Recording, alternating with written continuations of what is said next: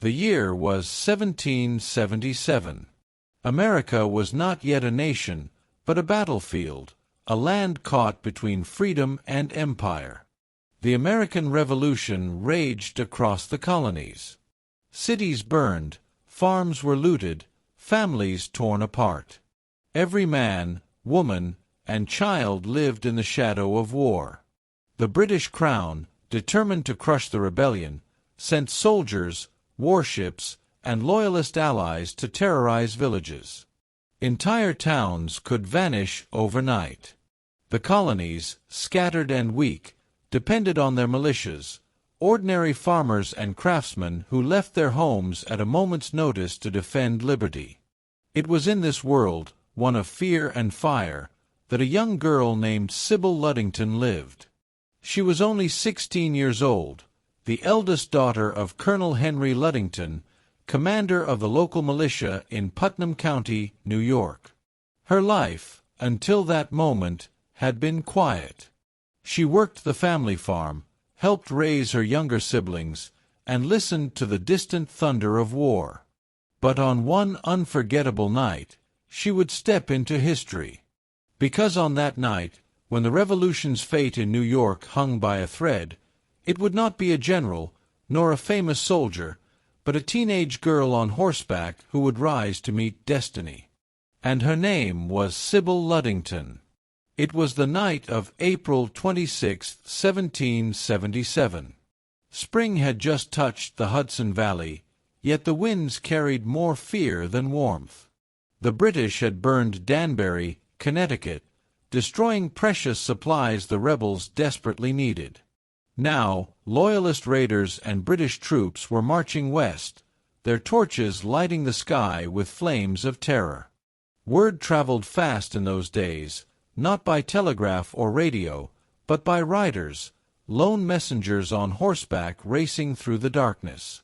And on this night, one such rider came pounding to the home of Colonel Henry Ludington. His face was pale, his horse drenched in sweat. "The British are coming," he gasped. "Danbury has fallen. They march this way." Colonel Ludington knew instantly what this meant. The militia must be gathered, hundreds of men spread across villages, farms, and winding roads. They needed to be warned, armed, and ready to fight before the British torched Putnam County. But there was no one to spread the word. The soldiers were scattered across miles of countryside. The colonel himself could not leave. He had to organize the defense at home, prepare weapons, and guard his own family from being captured or killed. The messenger who arrived was too exhausted. His horse could ride no farther. The night was closing in. Time was slipping away. Without riders to warn the men, the militia would not gather. The British would sweep through unopposed, crushing yet another piece of the revolution. And then a voice rose in the darkness. "I will go," said Sybil Ludington. 16 years old, barely more than a child. But her eyes burned with resolve. The colonel hesitated. His daughter, just 16, was asking to ride 40 miles through the dead of night. Roads crawling with British troops, Loyalist spies, and even roaming bandits. A single rider could vanish without a trace. "Sybil," he said firmly, "this is no errand for a child." But Sybil did not waver. "Father, the men will not come unless they are called. Let me do this. I know every road, every farm, every family. I will bring them." The weight of the moment hung heavy. Colonel Ludington saw the fire in her eyes, the same fire that burned in every patriot who refused to bow to the king. At last he nodded. "Then ride. Ride fast.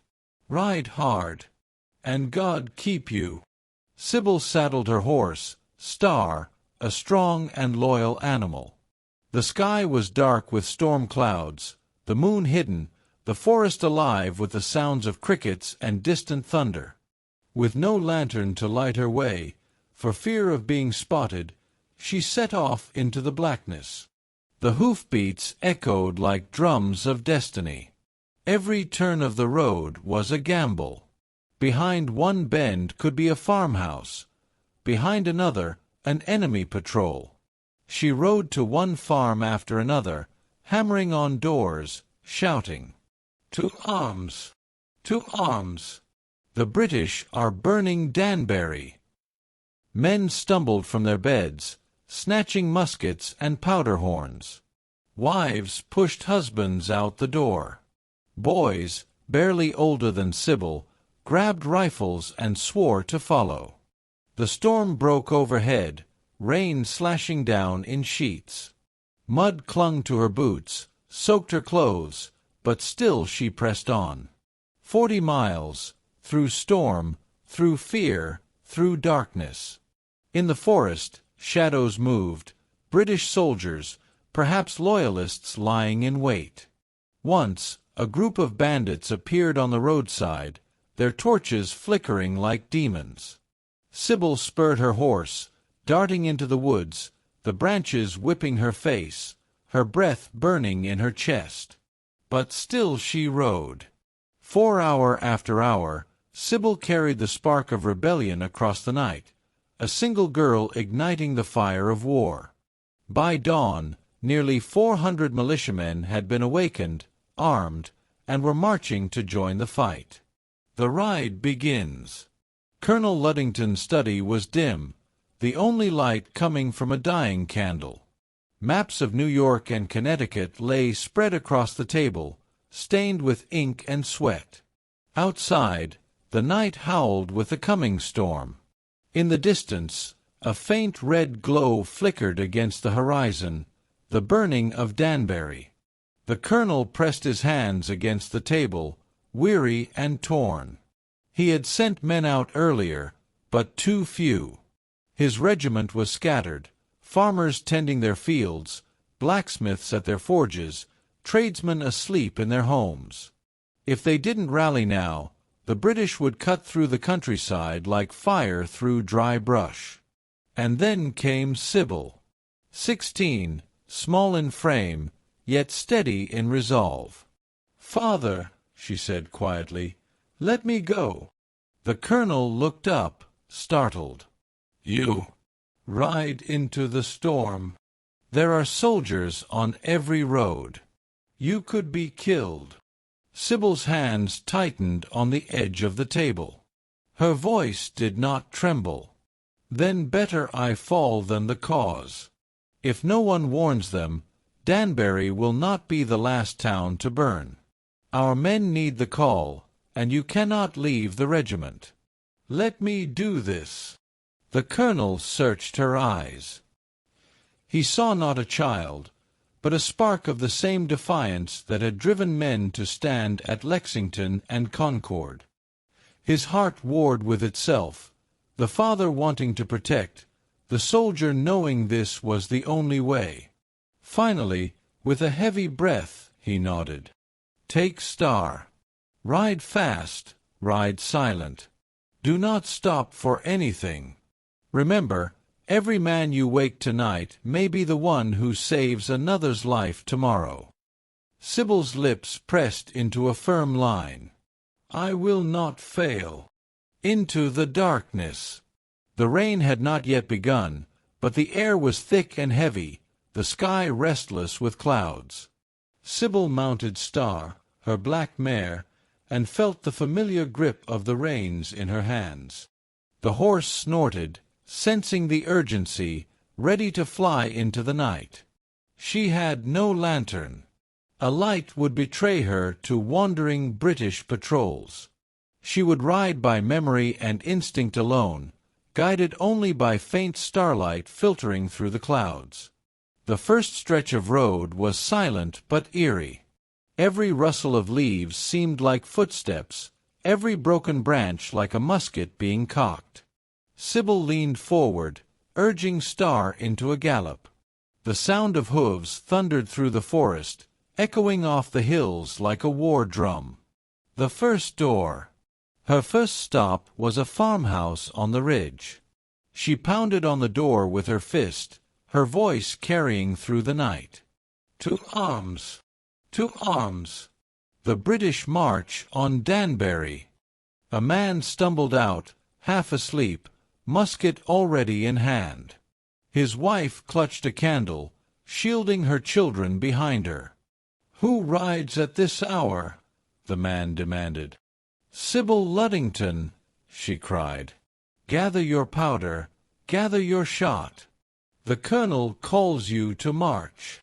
The man's eyes widened at the girl before him, soaked in sweat, fire in her voice.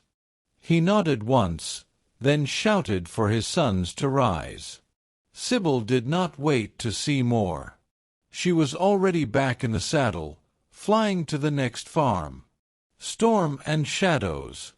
The sky finally broke. Sheets of rain poured down, cold and unrelenting. Sybil's clothes clung to her skin, mud splashed up her legs, water stung her eyes. But she did not slow. At one crossroads, she saw torches, a patrol. The figures were armed, moving slowly, scanning the darkness. British or Loyalist militia, it did not matter. If they saw her, it would be the end. She whispered to Star and veered off the road, plunging into the woods. Branches whipped her face, tore at her cloak. The hooves stumbled on roots and rocks, but somehow the horse held steady. She crouched low, heart hammering, until the torches faded into the distance. Her breath shook, but she pressed on. There was no turning back. A long night's work. House after house. Farm after farm. She called the men from their beds, hammered on doors until her knuckles bled, shouted until her voice grew hoarse. To arms! The British burn Danbury. The colonel needs you. Some men stared in disbelief at the sight of a young girl leading the call to war. Others saluted her with grim determination. By her courage alone, their hesitation burned away. They took muskets from above their fireplaces, powder horns from the shelves, and promised to march. The night dragged on. Hours blurred together. The rain never ceased. Sybil's body ached, her throat raw, her hands stiff from the reins. But the thought of Danbury, of families burned from their homes, of redcoats trampling the land, drove her forward. She would not stop until every man had heard the call. Dawn. By the time the first gray light touched the horizon, Sybil was drenched, exhausted, and trembling with fatigue. Yet behind her rode a tide of awakened patriots. Nearly 400 militiamen had answered her summons, pulling on boots, strapping on muskets, and setting out to gather with Colonel Ludington's regiment. One by one, farmhouses closed their doors, but the men inside were already marching. And Sybil, just 16 years old, had done what no rider of her age had ever dared. She had carried the revolution on her shoulders through 40 miles of darkness, storm, and terror. The aftermath and the battle. The first rays of dawn broke through the storm clouds, streaking the land with pale light. The Hudson Valley was waking, but not to the calm of another spring morning. Instead, the air buzzed with urgency, with the sound of boots stomping through mud, muskets being loaded, drums echoing across the hills. And at the center of it all was Sybil. Her clothes were soaked, her hair plastered to her face, her voice nearly gone from shouting through the night. But when she rode back into the yard of the Ludington home, she did not collapse as one might expect. Instead, she sat straight in the saddle, her young face pale but determined, eyes fixed on her father. Colonel Ludington stood waiting, surrounded by men arriving from all directions. Farmers with muskets slung over their shoulders. Boys barely older than Sybil, clutching hunting rifles. weathered veterans of earlier skirmishes, their faces set with grim recognition of the fight to come. He looked at his daughter, his youngest rider, his most unlikely messenger, and for a moment his lips trembled. He said nothing, but his hand reached up and pressed firmly against hers, still gripping the reins. In that silent gesture was a lifetime of gratitude, pride, and awe. The men gather. By midday, more than 400 militiamen had answered Sybil's call. Some came marching with their sons at their sides, others with little more than an axe or a hunting musket. A few carried old drums, beating out a rhythm that echoed across the hills, rallying more stragglers to join. Word spread quickly. A girl had ridden through the night, calling the militia to arms. Many men who hesitated before now felt shamed into joining.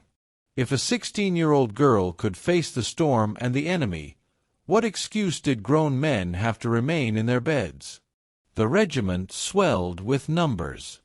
The colonel, standing tall despite his own exhaustion, began to arrange his men into companies, preparing them for the march toward Danbury.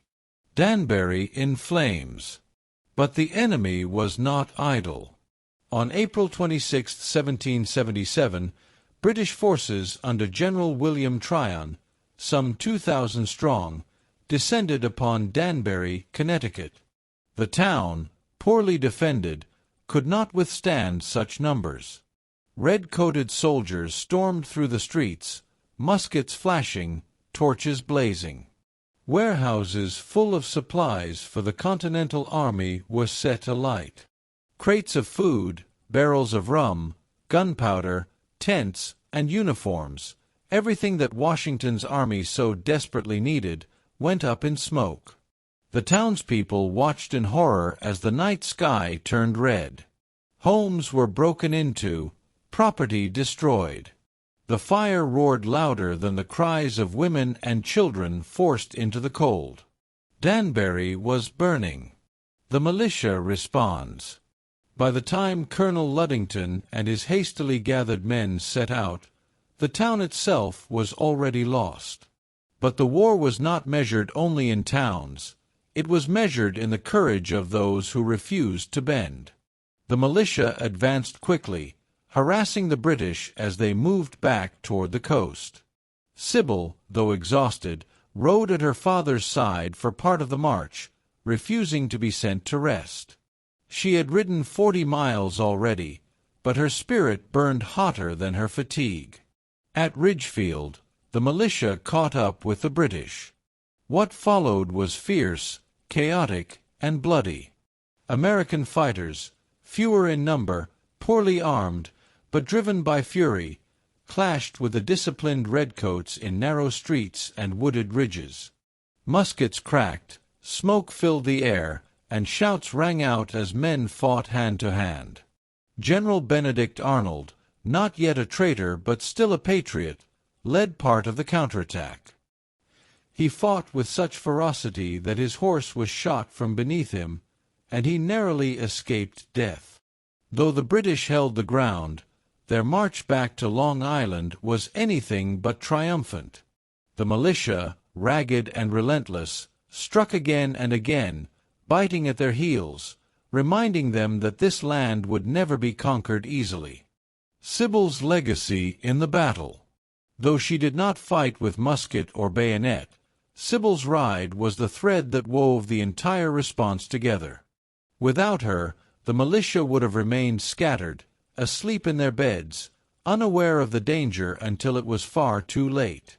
It was her courage that gathered 400 men into arms, her voice that turned the tide of hesitation into action. Each musket fired at Ridgefield, each redcoat that fell back under the fury of the Americans, all of it carried a trace of Sybil's determination through the storm. In that sense, the 16-year-old girl had become a soldier, though she wore no uniform and carried no weapon. She had done more for the cause in one night than many men would do in years. Aftermath. The Battle of Ridgefield ended with the British retreating, but not unscathed. They left behind casualties, weapons, and the knowledge that the American spirit would not be broken. Back at the Ludington home, Sybil finally allowed herself to rest. She removed her soaked boots, her legs trembling from exhaustion. Her knuckles were raw, her voice nearly gone. But she smiled faintly when she saw the field outside her home, filled with men who had marched because of her. She had not merely carried a message.